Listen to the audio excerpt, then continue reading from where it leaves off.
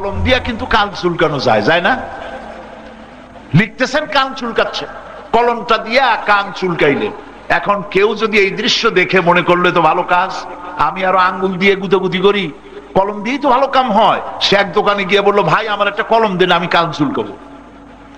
কলম দিয়ে কান চুলকানো যায়, কিন্তু কান চুলকাবার জন্য কলম তৈরি হয় নাই। কথা বুঝে আসছে?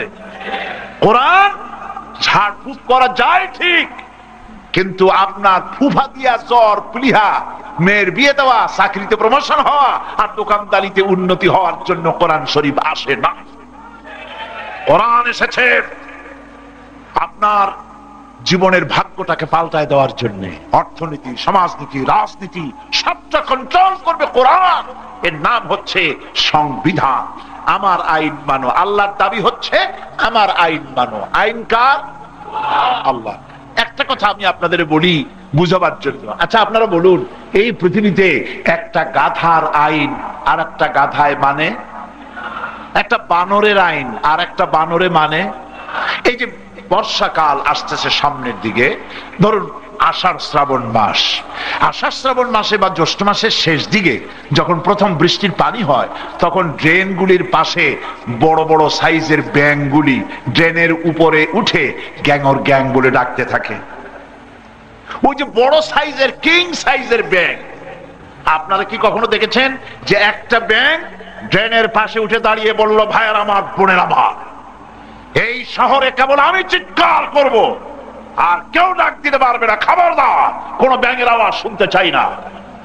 এইটা বলল, আর সাথে সাথে সমস্ত ব্যাঙগুলি তাদের কণ্ঠ স্তব্ধ হয়ে স্থিত হয়ে পড়ে থাকলো। হয়েছে কোনোদিন এমনটি? কথা বলেন না কেন? একটা গাধার আইন একটা গাধায় মানে না, একটা ব্যাঙের আইন একটা ব্যাঙে মানে না, একটা কুত্তার আইন একটা কুত্তায় মানে না।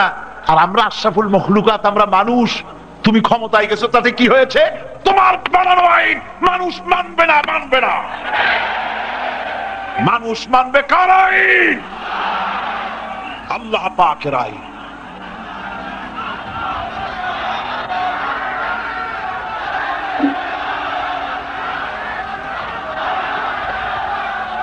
আল্লাহ রাব্বুল আলামিনের আইন।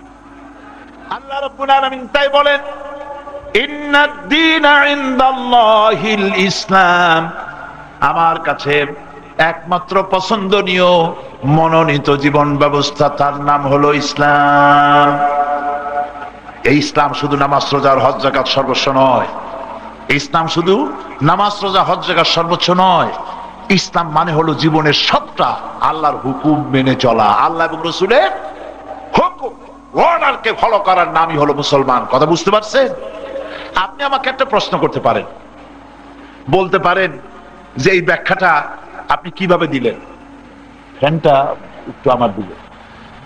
আপনারা আমাকে একটা প্রশ্ন করতে পারেন যে আপনি কিভাবে এ কথা বললেন যে আমার জীবনের সবকিছু আল্লাহর হুকুম মতো হতে হবে, অথচ আমরা পড়েছি লা ইলাহা, বলেন না, লা ইলাহা ইল্লাল্লাহু মুহাম্মাদুর রাসূলুল্লাহ, আল্লাহ ছাড়া কোনো ইলাহ নাই, আইনদাতা নাই, বিধানদাতা নাই, শাসনকর্তা নাই, মুহাম্মদ সাল্লাল্লাহু আলাইহি ওয়াসাল্লাম আল্লাহর প্রেরিত রাসূল।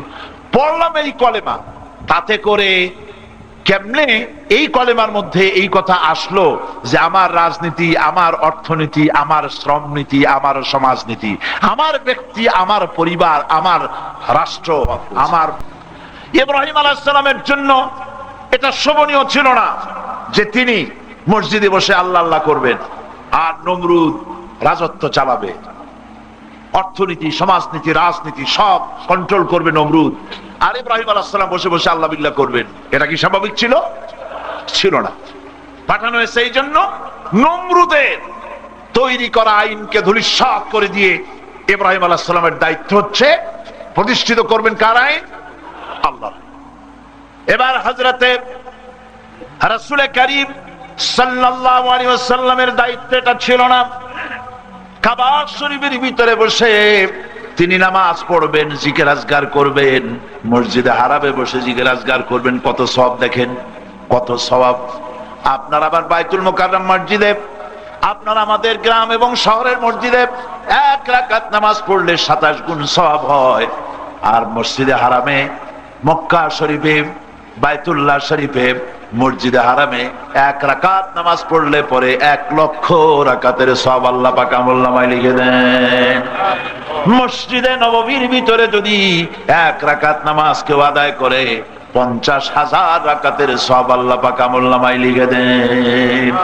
এত সওয়াব থুয়ে রাসূলুল্লাহ বাইরে বেরোলেন কেন? ওখানে উম্মত নিয়ে বসে থাকে, খালি সেজদা দেবেন আল্লাহরে, দোয়া পড়বেন, তাসবিহ পড়বেন, আর ওখানে বসে থাকবেন। তা তো করেন নাই। তাকে প্রস্তাব দেওয়া হলো, বুখারী শরীফে এসেছে, আবু জাহাল, উতবা, শাইবা, মুগীরা এরা প্রস্তাব দিল আবু তালেবের কাছে, মুহাম্মদ সাল্লাল্লাহু আলাইহি ওয়াসাল্লামকে আপনি বলুন তিনি যেন লা ইলাহা ইল্লাল্লাহ দাওয়াতটা না দেন, এর বিনিময়ে যা চাইবে তাই দেওয়া হবে। সুন্দরী মেয়ে চাইলে দেওয়া হবে, টাকা চাইলে দেওয়া হবে, নেতৃত্ব চাইলে তাও দেওয়া হবে, স্বর্ণ চাইলে তাও দেওয়া হবে। কি জানো, তবু যেন লা ইলাহা ইল্লাল্লাহর দাওয়াত না দেন। নবীজির কাছে যখন প্রস্তাব এলো, আল্লাহর নবী বললেন, ও আমার চাচাজি, ওদেরকে শুনিয়ে দেন, যেটা দেওয়া সম্ভব সেটা তো দূরের কথা, যেটা দেওয়া সম্ভব নয় তাও যদি ওরা আমাকে দিতে পারে, যেমন আকাশের সূর্যটা ধরে এনে ওরা যদি আমার ডান হাতে তুলে দেয়, আর আকাশের পূর্ণিমার চাঁদটা ধরে এনে ওরা যদি আমার বাম হাতে তুলে দেয়, এর বিনিময় আমি মুহাম্মদ রাসূলুল্লাহ সাল্লাল্লাহু আলাইহি ওয়াসাল্লাম 1 মুহূর্তের জন্য তাওহীদের দাওয়াত বন্ধ করে দেব না। লিউযহিরাহু আলা দ্বীনি কুল্লি, আমি এসেছি পৃথিবীতে মানব রচিত সকল মতবাদের উপরে আল্লাহ দ্বীনকে প্রতিষ্ঠিত করে দেব, এটা আমার দায়িত্ব। সুবহানাল্লাহ। এই দায়িত্ব নিয়ে আল্লাহ পাকের নবী পৃথিবীতে আসলেন। এর অর্থ হচ্ছে, দ্বীন প্রতিষ্ঠার অর্থ হচ্ছে দ্বীন যারা মানবে। আমরা দ্বীন মানছি কিনা বলেন? মেনেছি কিনা? কিসের ভিত্তিতে মানলাম? ভিত্তি হলো আমরা পড়েছিলাম ইলাহা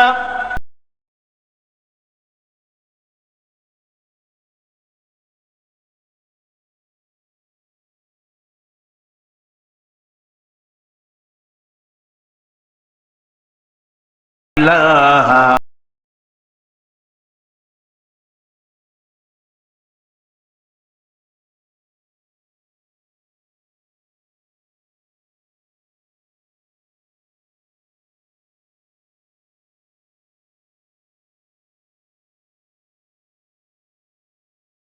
লা ইলাহা ইল্লাল্লাহ, লা ইলাহা ইল্লাল্লাহ, লা ইলাহা ইল্লাল্লাহ মুহাম্মাদুর রাসূলুল্লাহ। দ্বীন কবুল করার অর্থটা হলো এই কালেমার ভিত্তিতে আমরা দ্বীন কবুল করেছি।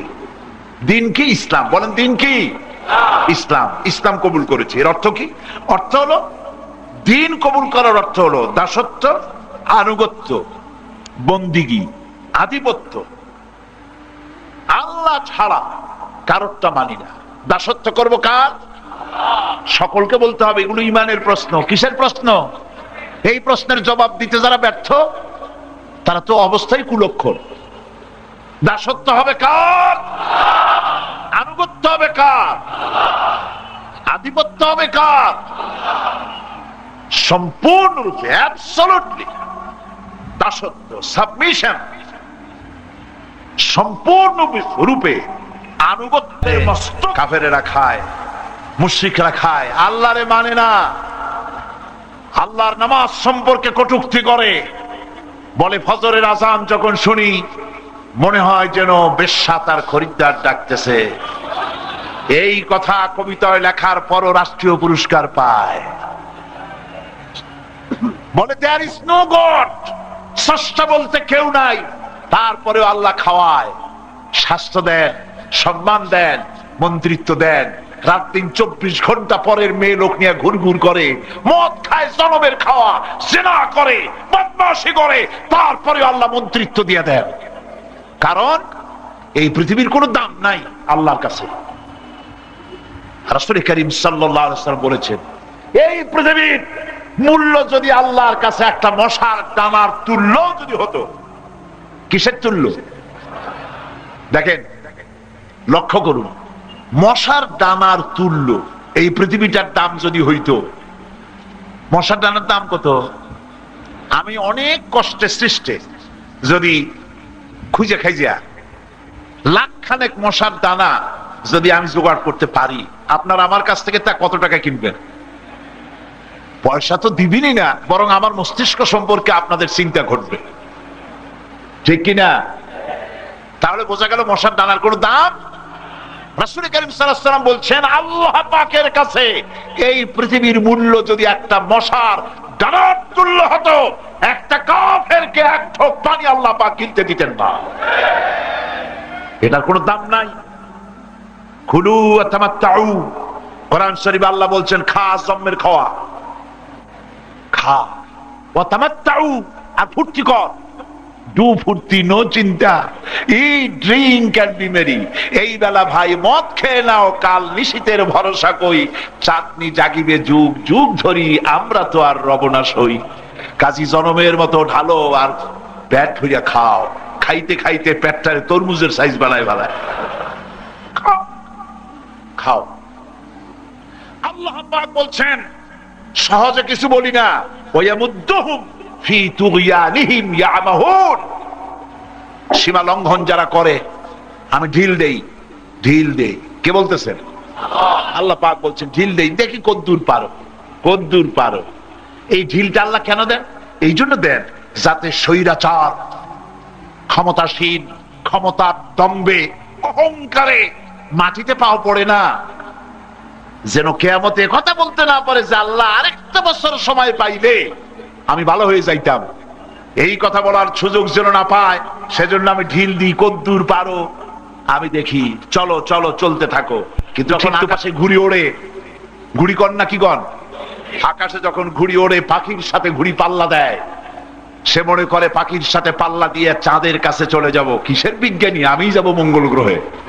কিন্তু ঘুড়ি বোঝে না ওর পিছনে একটা সুতা আছে, ওই সুতা ধরে আছে আর একজন মাটিতে দাঁড়ানো, টান দিলে পায়ের কাছে এসে হাজির হতে হবে। যত অহংকার করো, দাম্ভিকতা করো, যাই করো না কেন, হায়াতের রশি গাছা একজনের হাতে, তার নাম কি? ওয়ায়াবুদ্দুহুম ফি তুগয়ানিহিম ইয়ামাহুন। আমি ঢিল দেই, কদ্দূর পারো দেখি।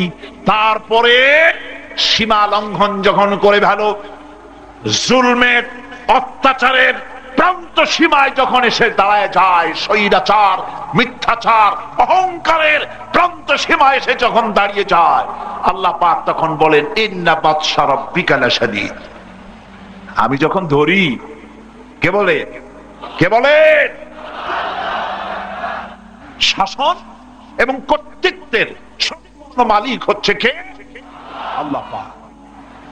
কাফেরেরা প্রশ্ন করেছে, ওয়ায়াকুলুনা হাল লানা মিনাল আমরি মিন শাই। কাফেরেরা প্রস্তাব করেছে, হে রাসূল, আইন প্রণয়নের ভেতরে আমাদের কি কোনো অংশ আপনি নেবেন না? আমাদের কি একটু অধিকার নাই আইনের মধ্যে? একটুখানি আমাদের কথাটা, তার সাজেশন একটু নেবেন টেবেন? আল্লাহ পাক পরিষ্কার করে শোনায় দিলেন, কোন ইন্নাল আমরা কুল্লুহু লিল্লাহ। বলে দাও, শাসনতন্ত্র তৈরি করার, সংবিধান রচনার সম্পূর্ণ দায়িত্ব আল্লাহ পাকের। মানুষের কোন এখতিয়ার নাই, আইন তৈরি হয়েই আছে। কিসের পার্লামেন্ট? পার্লামেন্ট আইন তৈরি করবে, কিসের আইন বানাবে? আইন তো আল্লাহ বানাই দিয়েছেন। এটা কিসের বই? এটা কিসের কিতাব? আইনের কিতাব। কপাল পোড়া মুসলমান এটারে তাবিজ বানাইছে, গলায় ঝুলায় ভিজে ভিজে খায়, ঠিক কিনা? আহারে মুসলমান, কোরআন তো আপনার তাবিজের জন্য আসে নাই, কোরআন তো তাবিজ লেখার জন্য আসে নাই, কোরআন তো ঝাড় ফুঁক দেওয়ার জন্য আসে নাই। কোরআন এসেছে আপনার ভাগ্যকে পাল্টায় দিতে। কোরআন যাদের কাছে থাকবে ওরা শাসিত হবে না, বিশ্ব শাসন করবে এরা। কিন্তু কোরআনের কাছে আপনারা মনে করবেন না যে আমি ঝাড় ফুঁকের বিরোধিতা করলাম, না, ঝাড় ফুঁক করা যায়, রাসূলুল্লাহ নিজেও করেছেন। ঝাড় ফুঁক করা যায়, যেহেতু আল্লাহর কালাম, তারপরে ফুফা দিলে রোগ ভালো হবে ঠিক। কিন্তু আমি মাঝে মধ্যে কথাটা এভাবেও বলি, কলম দিয়ে একটি দায়িত্ব হচ্ছে জনগণকে ভালো কাজের আদেশ করবে, ভালো কাজ করতে বাধ্য করবে, আর সকল প্রকার অন্যায় কাজ দুই হাতে বাধা দিয়ে দমন করে অন্যায় নির্মূল করে দেবে, আর ভালো কাজ করতে জনগণকে বাধ্য করবে। এটাই হলো সরকারের দায়িত্ব। কোরআন হচ্ছে আল্লাহ পাকের বাণী। আল্লাহর বাণী কার বাণী? আল্লাহ পাকের বাণী। আল্লাহ পাক বলছেন ইন্নাদ-দীনা ইনদাল্লাহিল ইসলাম, নিঃসন্দেহে ইসলাম হচ্ছে একমাত্র আমার কাছে পছন্দনীয় জীবন ব্যবস্থা।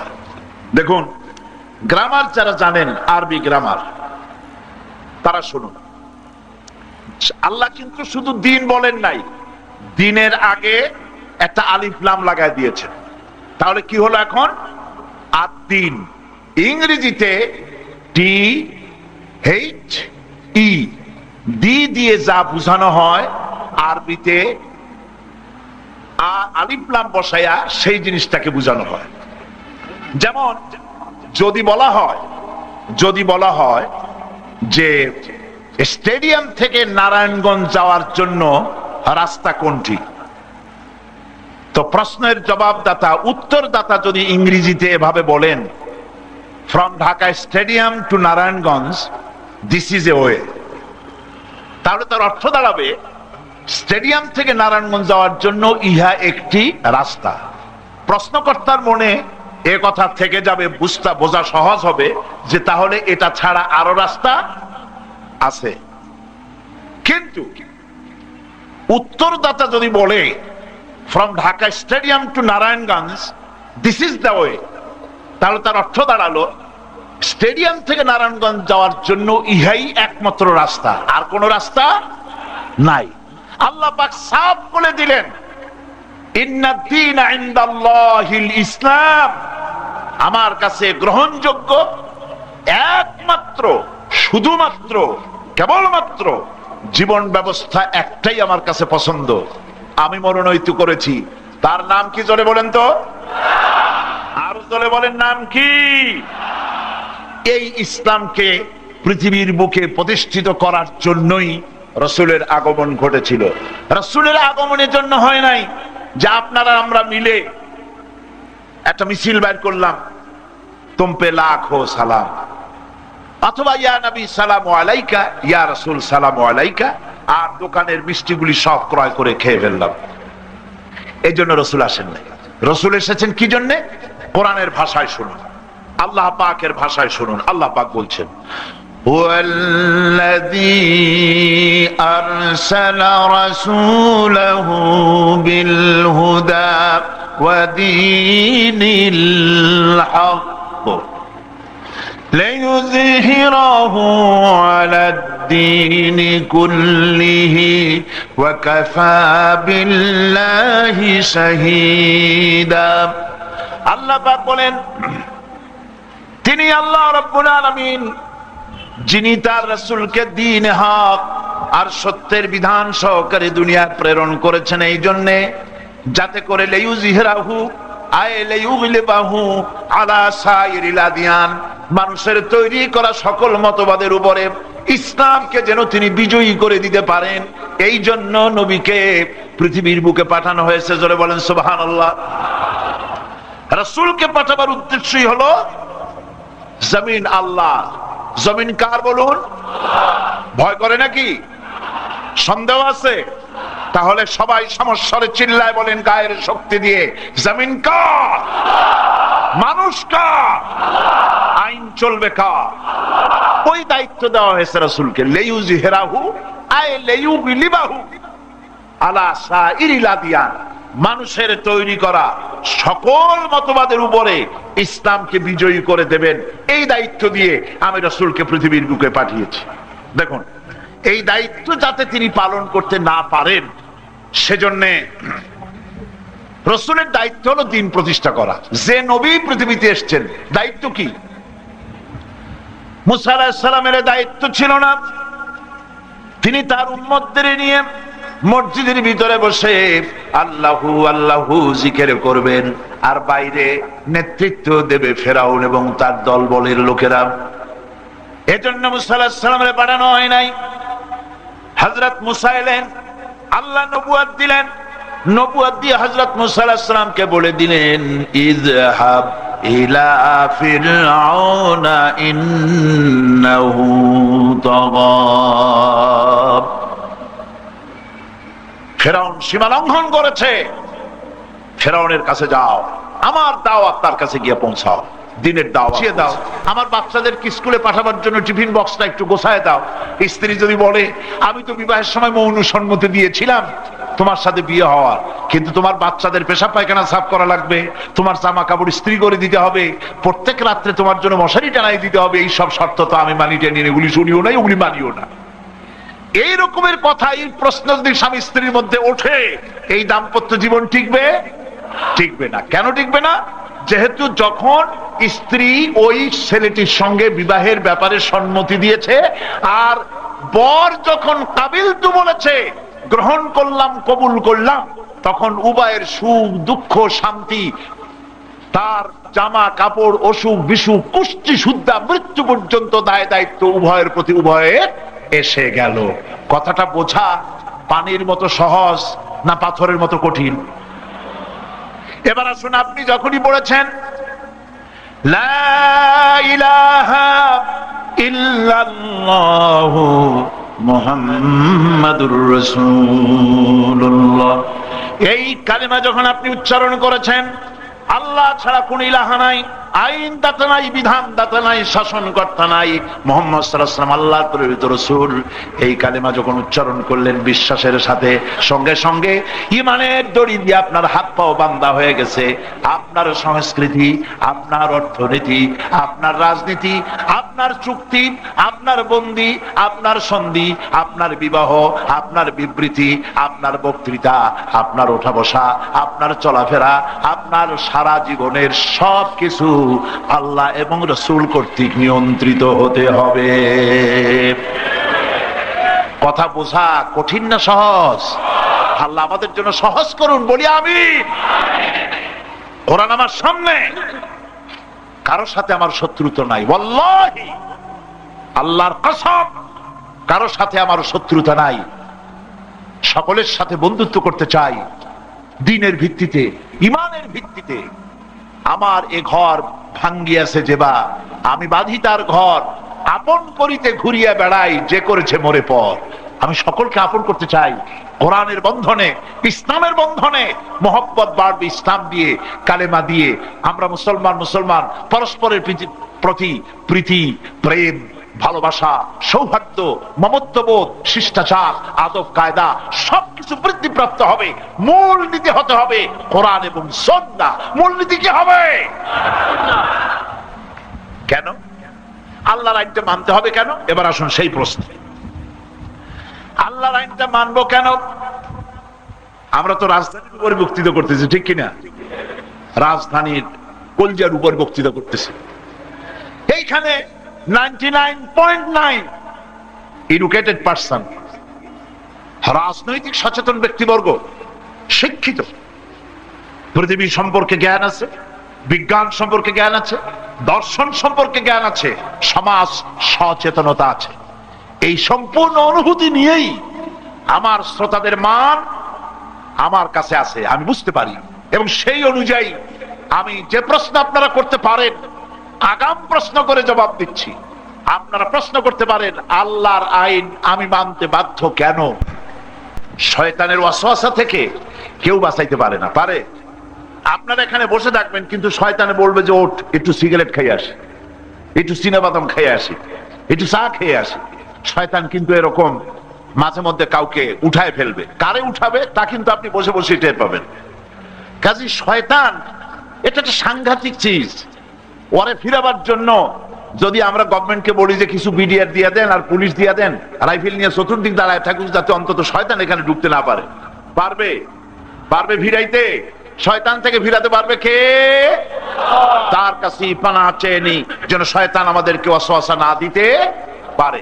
গলা ছেড়ে দিয়ে পুরুষের মতো করে আমার সাথে পড়েন, আউযু বিল্লাহি মিনাশ শাইতানির রাজীম, বিসমিল্লাহির